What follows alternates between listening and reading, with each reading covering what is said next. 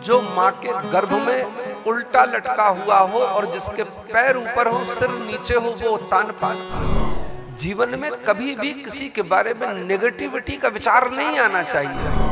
और मेरे लाल मंत्र जाप मम दृढ़ विश्वासा, पंचम भगत जो वेद प्रकाशा। इस उत्तान पाद की दो स्त्रियां हैं। एक स्त्री का नाम है सुरुचि, एक स्त्री का नाम है सुनीति। और ये उत्तान पाद कोई और नहीं, हम और आप ही उत्तान पाद है।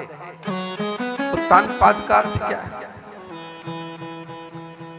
कहा महाराज, उत्तान पाद का अर्थ ये होता है जो माँ के गर्भ में उल्टा लटका हुआ हो और जिसके पैर ऊपर हो सिर नीचे हो, वो उत्तान पाद। हम सब उत्तान पाद हैं। हमारी दो स्त्रियां हैं, अर्थात हमारी ये जो बुद्धि है ये दो प्रकार के काम करती है। एक तो जो सुंदर नीति पे चलने वाली, और दूसरी जो सुरुचि है, नहीं रुचिकर रुचिकर नूतनम नूतनम भी चुनयंती। मुझे जो अच्छा लग रहा है बस मैं वही करूं। और शास्त्र कहता है कि एक सुंदर नीति है, उस नीति का निर्धारण हमारे ऋषियों ने किया। एक देश रीति होती है, एक कुल रीति होती है, एक सामाजिक रीति होती है। जिस भी समाज में आप जा रहे हैं वहां की भी एक रीति होती है। इसलिए भगवान राम जी सर्वकालिक क्यों हैं? रीत नीत स्वार्थ परमार्थ को न राम सम जाने जथारथ।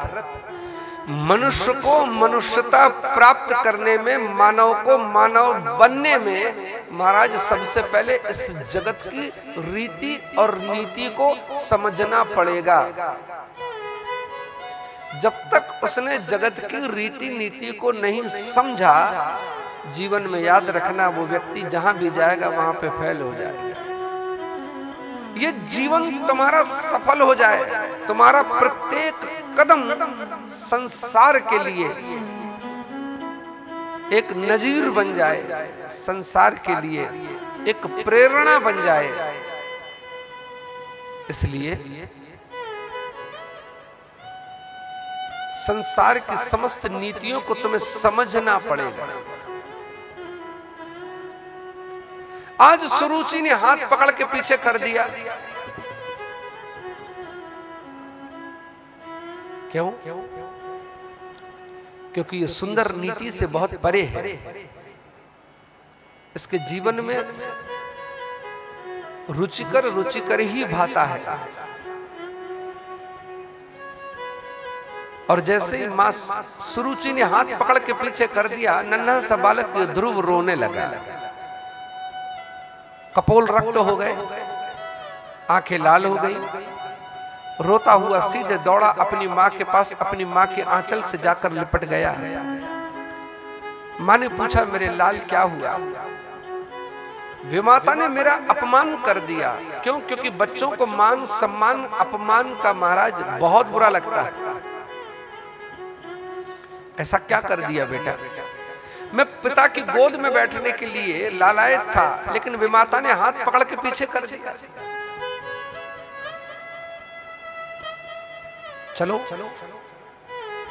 कोई बात नहीं बेटे। और क्या कहा? कहा कि कहती है कि जाओ, जाकर वन में जाकर तपश्चर्या करो, और भगवान श्री हरि जब तुमसे प्रसन्न हो जाए तो अगला जन्म मांगना कि मेरा मैया सुरुचि के गर्भ से मेरा जन्म हो।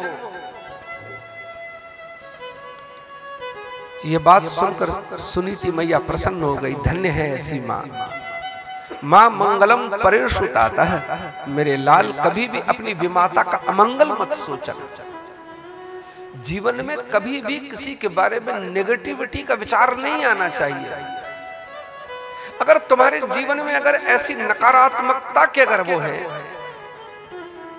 तो जीवन में याद रखना तुमसे परमात्मा भी बहुत दूर है।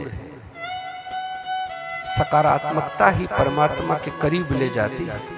आज अपने बालक को चाहती तो सिखा सकती थी, बता सकती थी, उसके हृदय में जहर भर सकती थी, लेकिन इसने ऐसा नहीं किया। इसने कहा कि नहीं, उसने जो किया बहुत अच्छा किया। क्यों?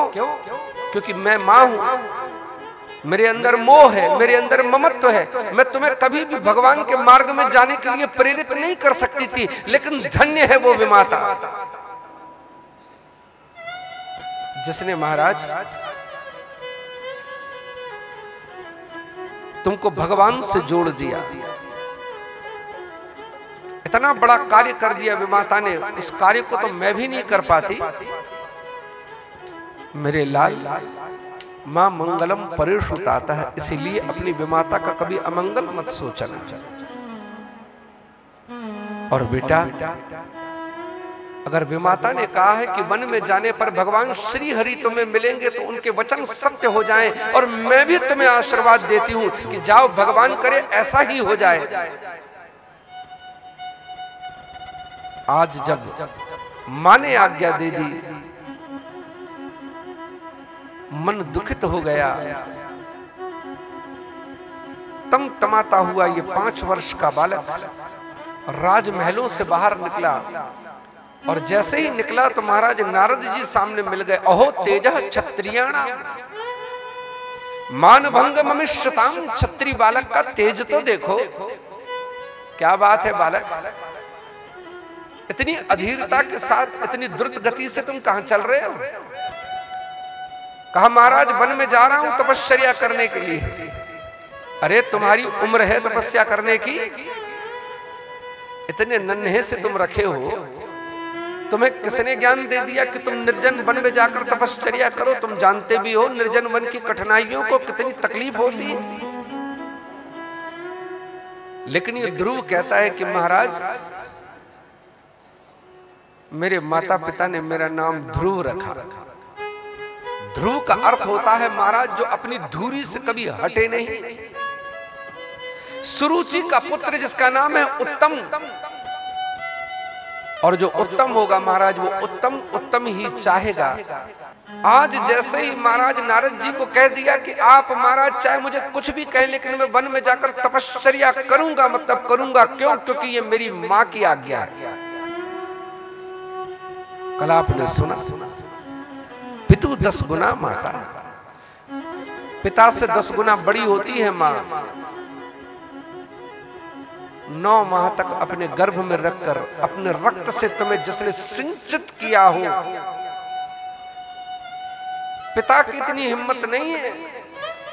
और दुनिया का अगर कोई पिता दावा कर दे तो उससे कह देना कि 5 किलो का पत्थर बांध कर पेट में 9 महीने तक चल के दिखा दे प्यारे, और उसी अवस्था में खाना, उसी अवस्था में पीना और उसी अवस्था में सोना।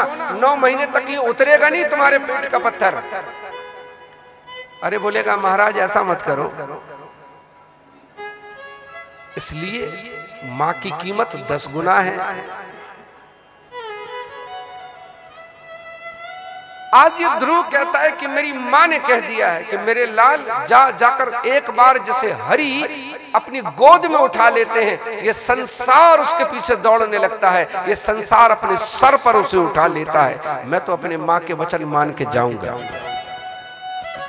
नारद जी ने देख लिया कि चेला बड़ा कट्टर है महाराज, ये हिलने वाला नहीं है। सर पे हाथ रख दिया, अरे जा रहे हो तो मंत्र तो लेता जा। और मेरे लाल मंत्र जाप मम दृढ़ विश्वासा, पंचम भगत जो वेद प्रकाशा। जिसने एक बार महाराज अपने गुरु मंत्र को ईमानदारी के साथ पकड़ लिया, याद रखना परमात्मा पीछे पीछे पीछे पीछे दौड़ता।